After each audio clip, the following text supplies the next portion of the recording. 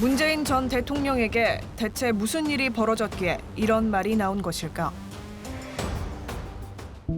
취재진은 민주당 윤건영 의원이 있는 국회의원회관을 찾았습니다. 전 정부에서 청와대 국정상황실장을 지낸 그는 문 전 대통령의 복심으로 꼽힙니다.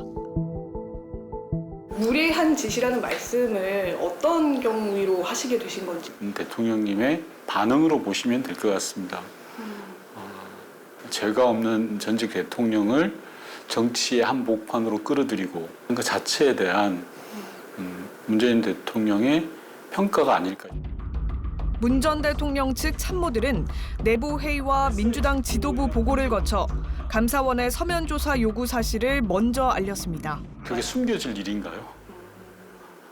그 자체가? 당연히 감사원에서 서면 조사 요청을 해오니까 그걸 숨길 이유가 없잖아요. 길을 가다가 그냥 막 길을 가고 있는데 경찰이 와서 잡아갑니다. 너 도둑질했지? 그럼 저 안 했는데요라고 하는 게 정상 아닙니까? 문 전 대통령 측이 감사원으로부터 전화와 이메일을 받은 건 지난달 28일. 취재진이 확보한 당시 이메일 원본입니다.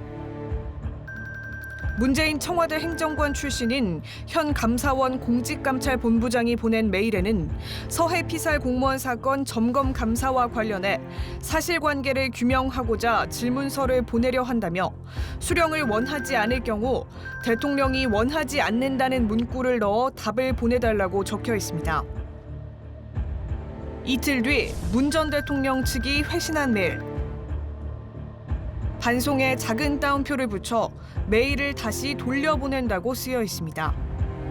질의서 수령 여부에 대한 의사 표명조차 거부한 겁니다. 회신이라는 것 자체가 대통령에 대한 서면 조사를 인정하는 의미로 비춰질까 봐 반송 조치를 한 거고요. 그날 내막을 좀 더 자세히 알기 위해 취재진은 문재인 정부 당시 대변인을 지냈던 민주당 김의겸 의원을 만났습니다.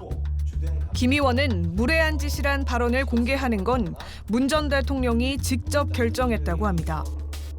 감사가 정치적이고 표적이다, 표적을 가지고 하고 있다라고 하는 것을 어떤 대통령께서 뭔가 좀 그런 뜻을, 의지를 좀 피력하시는 게 좋겠다라고 하는 의미에서 공개를 하기로 그렇게 결정을 지었습니다.